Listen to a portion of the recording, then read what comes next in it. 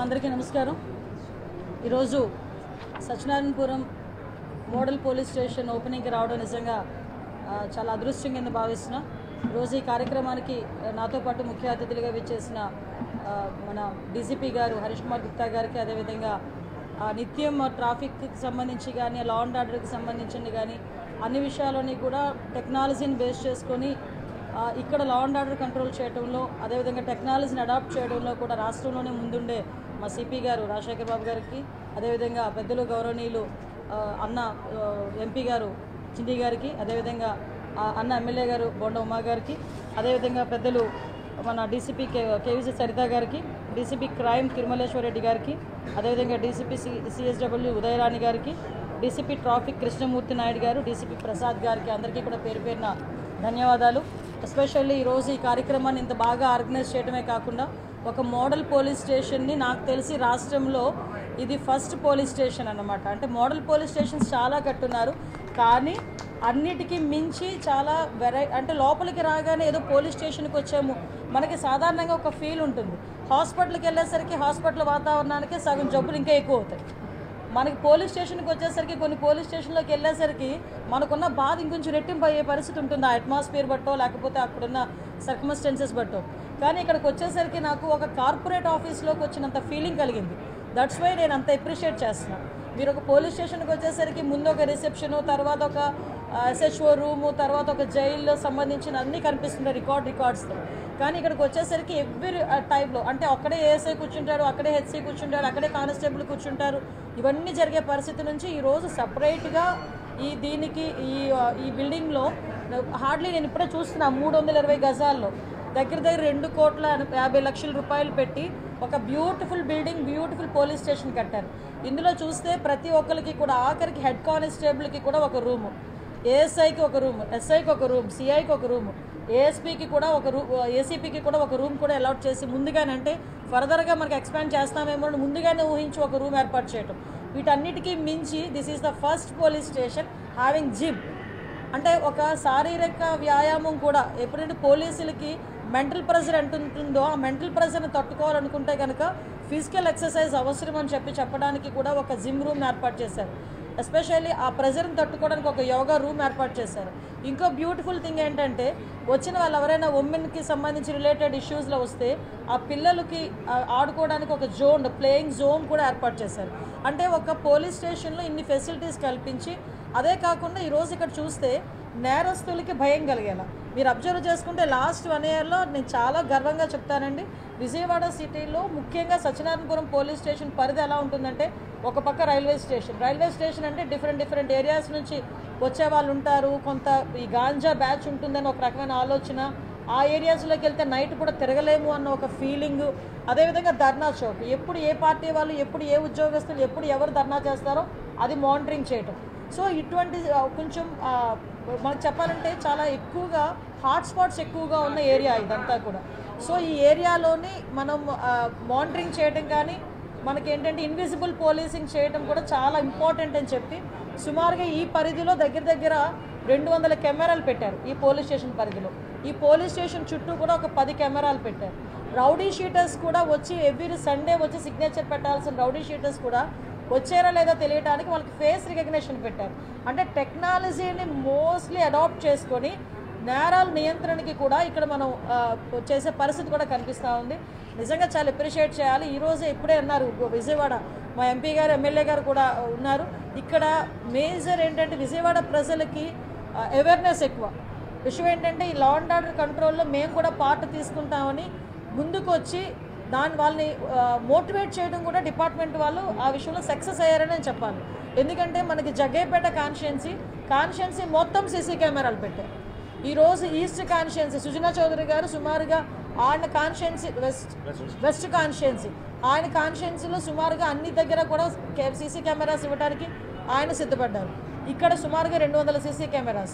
అంటే ఇంకొకటి ఏంటంటే ఇక్కడ కూడా మానిటరింగ్, ఇందాక నేను ఒక దగ్గర విన్నాను మన వాళ్ళు చెప్తా ఉంటే ఈవెన్ మనకి ఎక్కడైనా లాక్ చేసిన హౌస్కి కూడా వాళ్ళు కెమెరా ఫిట్ చేసి ఆ మానిటరింగ్ కూడా ఇక్కడ పెట్టుకుంటారు. అంటే దొంగతనాలు కూడా జరగకుండా మీరు అబ్జర్వ్ చేస్తే ఏ నేరం జరిగినా కూడా వితిన్ 24 hours పట్టుకోగలుగుతున్నారు పోలీస్ డిపార్ట్మెంట్ అంటే ఆ ఇన్విజిబుల్ పోలీసింగ్ ద్వారానే. ఈవెన్ డ్రోన్ వాళ్ళు ఉన్నా లేకపోయినా ఒక డ్రోన్ రోజు కూడా ఈ పరిధిలో తిరిగే పరిస్థితి కనిపిస్తూ ఉంది. కాబట్టి నేను ఎందుకు ఇంత క్లియర్గా చెప్తున్నానంటే, ఒక పక్క పబ్లిక్కి రక్షణ కల్పిస్తున్నామని వాళ్ళకి భరోసా కల్పించడం ఒక పక్క అయితే, ఇంకో పక్క నేరస్తులు చేసే వాళ్ళు కూడా కొంచెం అది తగ్గుతుంది, తగ్గుముఖం పట్టాలి, మిమ్మల్ని ఎవరు కూడా వదిలిపెట్టారని చెప్పడానికి చాలా క్లియర్గా ఇవన్నీ కూడా చెప్తున్నాం. ఇప్పుడు రాష్ట్రంలోనే మీరందరూ చూసారండి, రాష్ట్రం మొత్తం మీద సీసీ కెమెరాలు మేము 1,00,000 టార్గెట్ పెట్టుకున్నాం. 1,00,000 టార్గెట్కి దిశగా ముందుకెళ్తున్నాం. హార్డ్లీ ఇంకో 20-30% కనుక అది క్లియర్ అవుతుంది. నెక్స్ట్ ఈగల ద్వారా మన గాంజాని కూడా అరికట్టేదానికి ఈగలు కూడా చాలా ఎఫెక్టివ్గా పనిచేస్తుంది. మీరు ఈ మధ్యకాలంలో చూస్తే ఈగల్ కల్టివేషన్ తగ్గింది. మనకి ఒరిస్సా అటువైపు నుంచి వస్తుందంటే రీసెంట్గా మొన్న ఒక చిన్న మీటింగ్ యాక్చువల్గా పోస్ట్పోన్ అయింది. మళ్ళీ రీసెంట్గా ఈ వీక్లో మన డీసీపీ గారు కూడా మీటింగ్ అటెండ్ అవుతారు. ఒరిస్సా అండ్ పోలీస్ అండ్ మన పోలీస్ కలిపి ఒక coordination meeting. At the same time మీ అందరికీ కూడా ఒక విన్నపం, యోగా డే కూడా June 21 యోగా డే కూడా జరుగుతోంది. ఆ రోజు గౌరవ ప్రధానమంత్రి మోడీ గారు కూడా విశాఖపట్నం వస్తున్నారు. దానికి ప్రతి ఒక్క నెల రోజుల ప్రోగ్రామ్స్ కూడా ఇచ్చున్నాం. ఆ నెల రోజుల ప్రోగ్రామ్స్లో కూడా నేను చాలా ప్రౌడ్ టు సే మా పోలీస్ డిపార్ట్మెంటే ఫస్ట్ ఇనిషియేషన్ తీసుకొని 5,000 మందితో విశాఖపట్నం బీచ్లో ఫస్ట్ స్టార్టింగ్ కూడా మేమే చేసాం, డిపార్ట్మెంటే చేసాం. సో అన్ని విషయాల్లోని కూడా ఈ 1 year కాలంలోనే మీరు అబ్జర్వ్ చేస్తుంటారు, ఎక్కడా కూడా హౌస్ అరెస్టులు లేవు, పరదాలు కట్టట్లేదు, చెట్లు కొట్టట్లేదు, జనాలకి ఎవరికి ఇబ్బందులు పెట్టట్లేదు, సీఎం గారు వస్తున్నారని షాపులు ముయ్యట్లేదు, ఎవరో మంత్రులు వస్తున్నారని ట్రాఫిక్ ఆపట్లేదు. పబ్లిక్ రిలేటెడ్కే మేము మెయిన్ ప్రాధాన్యత ఇచ్చి వాళ్ళ భద్రత ధ్యేయంగా ఈరోజు మేము పనిచేసుకుంటున్నాం. దీనికి ప్రజాప్రతినిధులు ఎస్పెషల్లీ పోలీస్ డిపార్ట్మెంట్ అందరూ కూడా సహకరిస్తున్నారు. ఎంత ప్రెజర్ ఉన్నా కూడా పోలీస్ డిపార్ట్మెంట్ ప్రజలకు సేవ చేసే విషయంలో వెనకడుగు వేయరు అని చెప్పడానికి సంవత్సర కాలంలో మా పోలీస్ డిపార్ట్మెంట్ పనిచేసిన తీరు బట్టి మీ అందరికీ కూడా అర్థమయ్యే ఉంటుంది. దానికి ప్రజల సహకారం అవసరం, మీడియా సహకారం అవసరం. Thank you.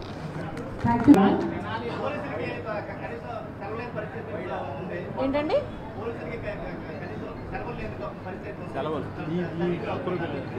యాక్చువల్గా వాళ్ళకి మేము ప్రెజర్ లేకుండానే ప్లాన్ చేసుకుంటున్నామండి పోలీసులకి.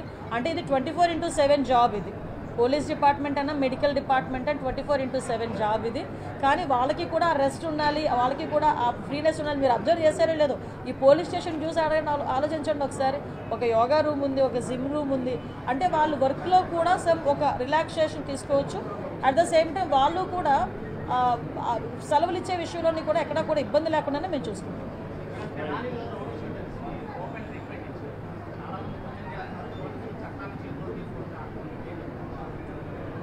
అంటే నేను ఈ వర్డ్ మా డీజీపీ గారు సిపి గారు ముందు చెప్పాలి, అంటే చెప్పాలో కూడా నాకు తెలియదు. కానీ చట్టాన్ని కంట్రోల్ చేయాల్సింది పోలీసులే. చట్టాన్ని పోలీసులు చేతిలోకి తీసుకోవడం ఏంటి? విషయం ఏంటంటే ఒకటండి, నాకు అర్థం కానిది ఏంటంటే, తప్పు చేసినోడికి కులం ఏంటి, మతం ఏంటి, అదొక్కటి చెప్పండి. అది వాళ్ళు గాంజా బ్యాచ్. నిన్న కూడా మా వాళ్ళు డిపార్ట్మెంట్ అంతా కూడా ఒక ప్రెస్ నోట్ కూడా రిలీజ్ చేశారు డీసీపీ గారు. అసలు వాళ్ళ మీద ఎన్ని రౌడీ షీట్స్ ఉన్నాయి. అసలు తెనాల్లోని నాకే కాదండి, మీకు కూడా ఒక సోషల్ రెస్పాన్సిబిలిటీ ఉంది, ఒక విలేకరులుగా మీకు కూడా. ఒక్కసారి తెనాల్లో వాళ్ళ తాలూకా నేచర్ ఏంటి, వాళ్ళ తాలూకా బ్యాక్గ్రౌండ్ ఏంటి అన్నది ఒకసారి చెక్ చేయండి. యాక్చువల్గా ఒక గాంజా బ్యాచ్ పోలీస్ డిపార్ట్మెంట్ మీద చేసుకునేటప్పుడు అంటే ఫర్దర్గా ఒకసారి దానికి కూడా వీళ్ళు రాజకీయ రంగు పులిమేసి దానికి కులాన్ని అంటగట్టి మతాన్ని అంటగడతా ఉంటే ఇంకా పోలీస్ డిపార్ట్మెంట్ ఎలా వర్క్ చేసుకోవాలి? ఒకసారి ఆలోచించాలి. ఇదే పోలీస్ యాక్షన్ తీసుకోలేదు అంటారు, ఏదైనా ఒక స్టెప్ ఫార్వర్డ్ వేస్తే ఈ రకంగా మాట్లాడతారు. అంటే నేనేమంటానంటే కొంత పని మా డిపార్ట్మెంట్ చేసుకునివ్వాలి.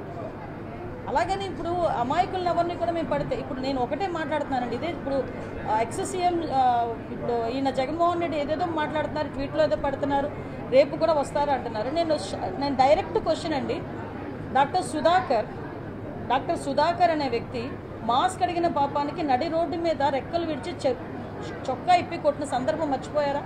మరి ఆ రోజు ఎందుకు మాట్లాడలేదు జగన్మోహన్ రెడ్డి? ఆ రోజైతే భావ స్వేచ్ఛా ప్రకటన, ఆ రోజైతే అదే చంద్రబాబు నాయుడు గారు అమరావతి చూడటానికి వెళ్తే బస్సు మీద రాళ్ళు ఇసురుతూ ఉంటే ఆ రోజు ఎందుకు రాళ్ళు ఇసిరారంటే భావ స్వేచ్ఛా ప్రకటన అని మాట్లాడారు. అదే పోలీస్ డీజీపీ ఆఫీస్కి పక్కనే ఉన్న మా సెంట్రల్ ఆఫీస్ మీద దాడి చేస్తే మా కార్యకర్తలకి బీపీ వచ్చింది అన్నారు. ఇవన్నీ ఎక్స్-సీఎం మాట్లాడిన మాటలే కదా.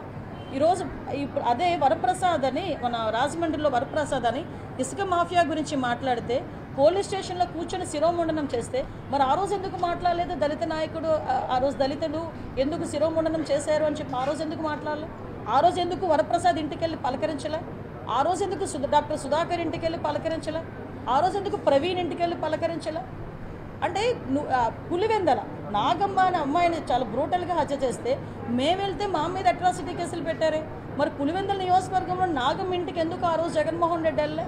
ఈరోజు రాజకీయ లబ్ధి గురించి కులాలని మతాలని రెచ్చగొట్టడానికి మాత్రమే ఈరోజు తప్పు చేసిన వాడి ఇంటికి, అదేవిధంగా గాంజాయి బ్యాచ్ వాళ్ళ ఇంటికి వెళ్తున్నాడంటే అతని బ్యాక్గ్రౌండ్ ఏంటో మనం కూడా ఆలోచించుకోవాలి, ప్రజలు కూడా ఆలోచించుకోవాలి.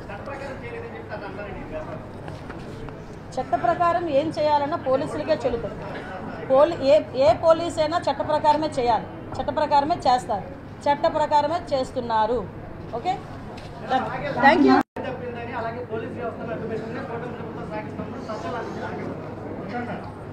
అంటే సజ్జల గారికి అది అర్హత లేదండి. ఎందుకంటే నేను మాట్లాడుతున్నాను,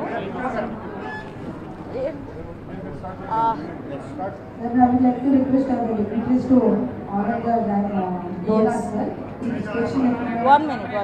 సజ్జల గారికి ఆ అర్హత లేదు. ఎందుకంటే లాస్ట్ టైం సజ్జల గారి చేతిలో, లాస్ట్ హోమ్ మినిస్టర్ చేతిలో కానీ సీఎం చేతిలో కానీ పోలీస్ డిపార్ట్మెంట్ ఉండేది కాదు, సజ్జల గారి చేతిలో ఉండేది. ఆ రోజు పరదాలు కట్టుకొని మా టీడీపీ వాళ్ళందరినీ కూడా హౌస్ అరెస్టులు చేసుకొని ఆ రోజు గాడి తప్పిన పోలీస్ డిపార్ట్మెంట్ని ఈ సంవత్సర కాలంగా మా డీసీపీ గారు, మా సిపిలు, మా ఎస్పీలు, ఆఖరికి హోంగార్డు వరకు కూడా, అక్కడ స్థాయి నుంచి ఈ స్థాయి వరకు కూడా అందరూ వ్యవస్థని ఈరోజు కంట్రోల్లో తెచ్చుకొని లా అండ్ ఆర్డర్ సక్రమంగా చేసుకుంటున్నాం. అది ప్రజలు కూడా గమనించారు. ఇలా